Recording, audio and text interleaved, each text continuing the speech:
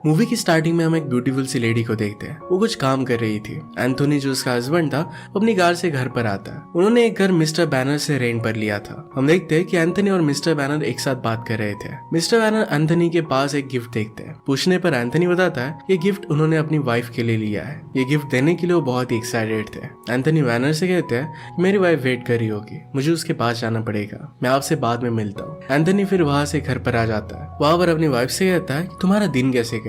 वो कहती है कि अच्छा गया। एंथोनी ने वो गिफ्ट अपनी वाइफ को दिया। वो कहती है इसमें क्या है, बुक्स या फिर डिश वॉशर। एंथोनी कहता है कि तुम खुद ही खोल कर देख लो। खोलने पर पता चलता है कि इसमें अंडरगारमेंट है। वो उसे कहता है कि इसे पहन कर आओ। वो उसके साथ रूम में जा रहा था तो वाइफ कहती है कि जरा इंतजार करो। जब वो फाइनली वेयर करके आती है तो उसके सामने मिस्टर बैनर थे। वो उन्हें अपने सामने देखकर चौंक जाती है। मिस्टर बैनर उसे कहते हैं तुम दोनों की जोड़ी बहुत ही अच्छी लगती है, मेरी वाइफ बहुत समय पहले ही गुजर गई थी। ये सब सुनकर उस लेडी को बहुत ही अजीब लगता है। वो एंथोनी को पुकारने लगती है। मिस्टर बैनर कहते हैं कि आवाज कम करो। वो इस बात से और भी ज्यादा डर गए और जोर जोर से एंथोनी को पुकारने लग गए। वो आगे देखती है कि एंथोनी कपड़े से लटका हुआ है और उसकी डेथ हो गई थी। इसके बाद ये सीन यहीं पर खत्म हो जाता है। हमें बताया जाता है कि ये घर फ्रेडरिक बैनर का था। वो एक आर्किटेक्ट थे। ये घर जितना खूबसूरत था उतना ही ज्यादा डरावना। ये घर 50 के समय में बनाया गया था। अब हम देखते हैं कि मिस्टर बैनर की डेथ हो गई थी और उनका बेटा ये घर संभाल रहा था। उसका नाम एल्ड्रिच था। वो बस उन्हीं लड़कियों को घर रेंट पर देता था जो ब्यूटीफुल होती थी।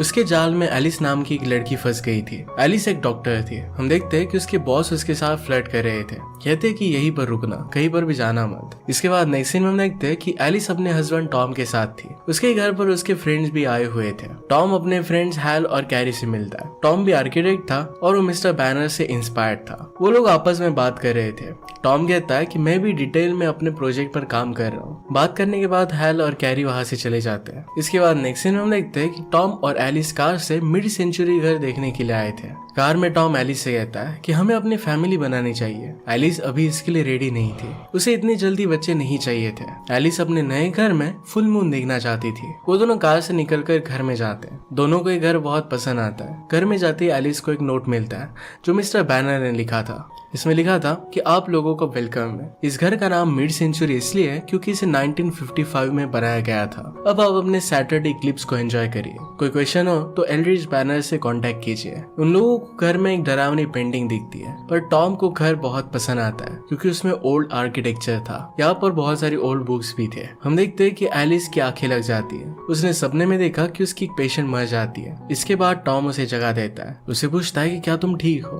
वो कहती है कि मैं ठीक हूँ, बस बुरा सपना देखा था। वो दोनों बात कर रहे थे कि घर इतने सालों से बंद है फिर भी इतना साफ कैसे। यहाँ पर इसके आसपास कोई नेबर भी नहीं था। इतने में उन्हें एक जोर की आवाज आती है। दोनों जब आवाज के पास पहुंचते हैं तो उन्हें पता चलता है कि एक बर्ड की एक विंडो को टकरा कर डेथ हो गई है।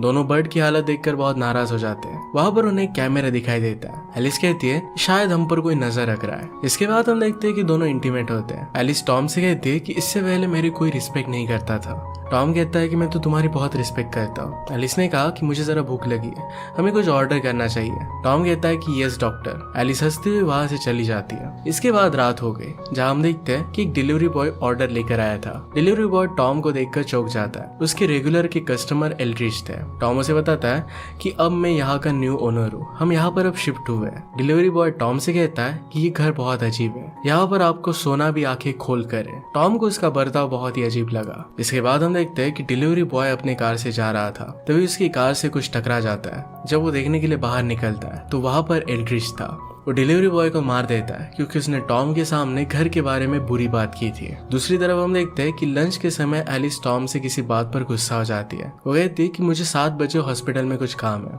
इसलिए हॉस्पिटल के लिए निकल जाती है। टॉम उसे मनाने की कोशिश करता है पर वो फेल हो जाता है। एलिस के जाने के बाद टॉम घर में आता है। वो देखता है कि अंदर के रूम का दरवाजा अपने आप खुल गया है। जब वो उस रूम में गया तो वहां पर एंथोनी की कार थी। वो पहले इस घर में रहता था। टॉम कार को देखकर चौंक जाता है। कार में जाके बैठ जाता है। कार में उसे कुछ फोटोज मिलती है जो फ्रेडरिक बैनर की थी। हम देखते हैं कि कुछ साए जैसा टॉम के पीछे से जाता है। टॉम इसे देख नहीं पाता। दूसरी तरफ एलिस अपनी फ्रेंड कैरी से कहती है टॉम चाहता है कि हमारी एक अच्छी सी फैमिली बने क्योंकि टॉम का एलिस के अलावा कोई नहीं था। कैरी कहती है कि टॉम तुमसे बहुत प्यार करता है। इसके बाद हम देखते हैं कि टॉम को अपने रूम में एक बुक मिलती है जो फ्रेडरिक बैनर की थी। इसका नाम फॉरगॉटन नेबर्स था। इसमें फ्रेडरिक बैनर की कुछ पास्ट की फोटोज थी। बुक देखने के बाद फ्रेडरिक इस बारे में इंटरनेट पर सर्च करता है। यहाँ तक अपने फ्रेंड फ्रेंड से कहता है कि मुझे फ्रेडरिक बैनर की इन्फॉर्मेशन चाहिए।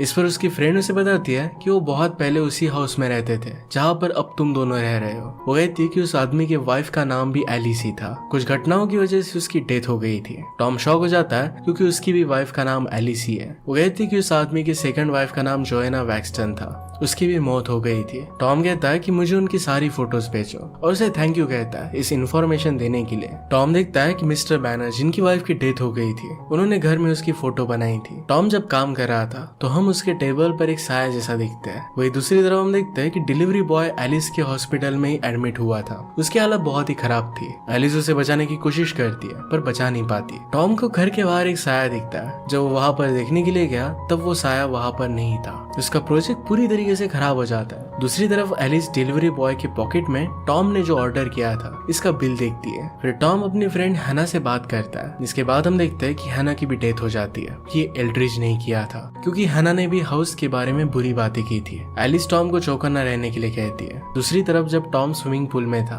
तभी उसे पूल में जोएना दिखती है। जोएना उसे सेड्यूस करती है और इसके बाद उसे पानी में डुबाने लगती है। दूसरी तरफ हम देखते हैं कि डिलीवरी बॉय की बॉडी पुलिस चेक कर रही थी। उसके बाद पुलिस वहां से चले जाते हैं। हम फिर से घर में देखते हैं कि टॉम को घर के अंदर से गाने की आवाज आ रही थी। वो हाथ में स्टिक लेकर अंदर जाता है। गाना वैसे ही बंद हो गया। टॉम जब रेडी होकर हॉल में आता है उसे जोएना की आत्मा दिखती है। वो उसे कहती है कि मुझे तुम जैसे किसी की तलाश थी। इसके बाद वो वहां से गायब हो गई। टॉम को नीचे ऑरेंज बुक मिलती है। इसमें मिड सेंचुरी होम के बारे में लिखा हुआ था। इसके बाद टॉम को जोएना की आत्मा फिर से वापस दिखी। उसे एक जगह पर खोदने के लिए कहती है। खोदने पर टॉम को वहां पर हड्डियां मिल जाती है जो ग्राहम की थी और फ्रेडरिक ने उसे मार डाला था। टॉम ये सब देखकर घबरा जाता है। वहां से घर में आके पुलिस को इन्फॉर्म करने की कोशिश करता है पर वो नहीं कर पाता। दूसरी तरफ एलिस पुलिस ऑफिसर के साथ बात कर रही थी। पुलिस को टॉम पर ही शक होने लग गया था। एलिस कहती है कि वो ऐसा आदमी नहीं है, वो कभी भी ऐसा कुछ कर नहीं सकता। मैं उसे काफी समय से जानती हूँ, ये सब एक कोइंसिडेंस भी हो सकता है। पुलिस कहती है कि हम कोइंसिडेंस पर बिलीव नहीं करते। एलिस फिर उन्हें अपना कार्ड देती है। उसके बाद हम देखते हैं कि टॉम को सपने में जोएना और एंथनी का एक भयानक सा सपना आता है।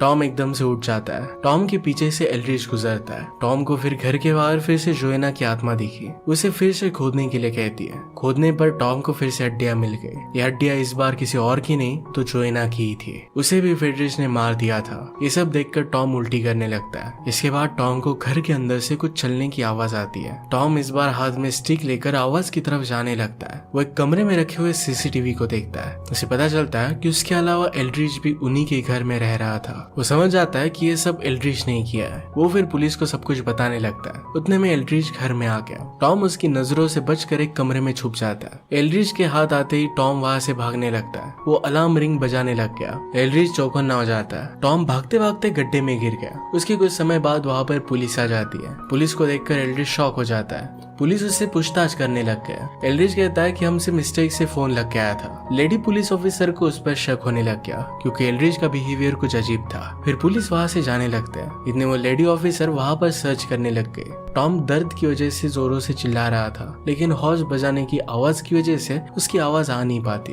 पुलिस फिर वहां से चले जाते हैं। दूसरी तरफ हम देखते हैं कि एलिस टॉम को मिस कर रही थी। उससे कांटेक्ट करने की कोशिश करती है। कांटेक्ट हो नहीं पा रहा था और इसी वजह से उसे वॉइस मैसेज करती है। टॉम एक सपना देखता है। उसमें उसने देखा कि फ्रेडरिक को किसी ने मार दिया था। इसके बाद जोएना उसे हाथ देकर उठाती है। टॉम कहता है कि मैंने देखा कि तुम्हें किसी ने मार दिया है। टॉम अब गुस्सा हो गया था और कहता है कि अब मैं उसे मार दूंगा। जोएना उसे कहती है कि अब तुम उसे नहीं मार सकते। टॉम हाथ में स्टिक लेकर उसके पीछे जाता है। वो एक कमरे में पहुंचा। वहां पर हम देखते हैं कि टॉम की ऑलरेडी डेथ हो चुकी थी। अब वो जिंदा नहीं था तो यहाँ पर उसकी आत्मा है। टॉम बहुत घबरा जाता है। एल्ड्रिज ने ऑलरेडी उसे मार दिया था। मार कर उसकी बॉडी को ऑलरेडी उसने दफना दिया है। एल्ड्रिज फिर वहां से चला जाता है। हम देखते हैं कि एलिस अपने हॉस्पिटल से छुट्टी लेकर टॉम से मिलने के लिए आ रही थी। फाइनली वो घर पर पहुंच जाती है और घर में उसे कोई नहीं दिखता। वो टॉम को पुकारने लगती है पर उसे वो नहीं मिलता, इसलिए वो वापस मैसेज करती है। उसे पता नहीं था कि अब टॉम इस दुनिया में नहीं है। टॉम उसकी बातें सुन सकता था लेकिन चाह कर भी उसे कुछ भी बोल नहीं सकता था। एलिस टॉम की यादों में रहती है। टॉम चाहता था कि एलिस को कुछ भी कर बचा ले, इसलिए जोएना की मदद मांगता है। दूसरी तरफ पुलिस को अपनी इन्वेस्टिगेशन में पता चलता है कि डिलीवरी बॉय की डेथ ये आर्किटेक्चर के इंस्ट्रूमेंट से हुई थी। पुलिस को अभी एल्ड्रिज पर शक होने लगता है। पैरेलल में हम देखते हैं कि टॉम और जोएना एक साथ चेस खेल रहे थे। टॉम अब भूल गया था कि अपने हाथों से अब वो नहीं खेल सकता। जोएना उसे कहती है कि तुम फोकस करोगे तो इमेजिनेशन से खेल पाओगे। इसके बाद जोएना उसे कहती है कि एल्ड्रिच मेरा ही बेटा है, मैंने उसे रोकने की बहुत कोशिश की थी पर वो नहीं रुका। टॉम कहता है कि तुम एक अच्छी मदर हो। जोएना उसे पूछती है कि तुम्हारी मदर कहाँ है। टॉम कहता है कि मेरी मदर बहुत अच्छी थी पर एक कार एक्सीडेंट में उसकी डेथ हो गई। अब टॉम अपने पावर से डाइस हिला देता है। हम देखते हैं कि एलिस पुलिस को कॉल कर अपने हस्बैंड के मिसिंग होने के बारे में पूछती है। पुलिस उसे बताती है कि लास्ट नाइट हम एल्ड्रिच से मिले थे,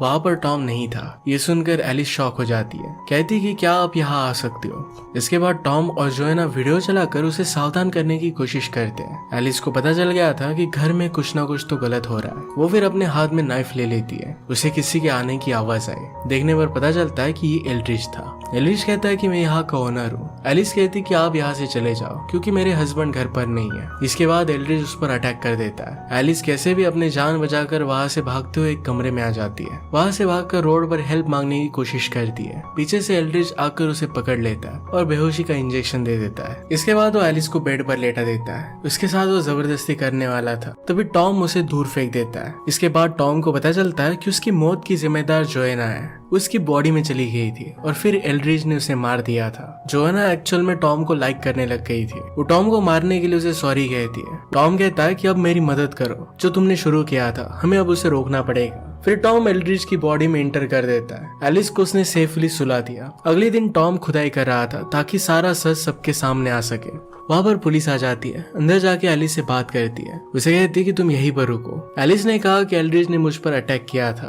वो पुलिस से टॉम को ढूंढने के लिए भी कहती है। इसके बाद ऑफिसर गार्डन में जाती है जहाँ पर उसे एल्ड्रिच मिलता है। टॉम एल्ड्रिच की बॉडी में था। ऑफिसर उसे सरेंडर करने के लिए कहती है। एल्ड्रिच सरेंडर कर देता है और अपने सारे गुनाहों को कबूल कर लेता है। कहता है कि मुझे अरेस्ट कर लो। ऑफिसर अपने हेड को बुलाती है। जब वहाँ पर आते हैं तो एल्ड्रिच उसे सारी बातें बताता है। कहाँ घर के चारों तरफ लाशें है, इसके बारे में सब कुछ बता देता है। तभी हेड ऑफिसर को शूट कर देती है। एल्ड्रिच ये देखकर घबरा जाता है। उस हेड के डेड बॉडी के अंदर और कोई नहीं तो बैनर ही था। वो टॉम से कहता है कि मैं तुम्हारी वाइफ को नहीं छोड़ूंगा। फिर टॉम और जोएना पर हमला कर उन्हें बंदी बना लेता है। एलिस सपने में टॉम को पुकारती रहती है। उसके चारों तरफ ब्लैक मैजिक चल रहा था। वो लोग बैनर को पावरफुल बनाने के लिए कर रहे थे। टॉम और जोएना बाहर सब देख रहे थे। एल्ड्रिच एलिस का ब्लड निकाल कर पी लेता है। इससे उसके डैड उसके बॉडी में आ गए। एलिस फिर होश में आने लगती है, इसलिए उसे गला दबाकर उसे बेहोश कर देती है। टॉम ये सब देखकर गुस्सा हो गया था, इसलिए एलिस के बॉडी में आकर सबको मारने लगता है। इसके बाद उसकी बॉडी से निकल जाता है। एलिस ये सब देखकर बहुत डर जाती है। इतने में बैनर जो एल्ड्रिच के बॉडी में था वो वहां पर आ गया।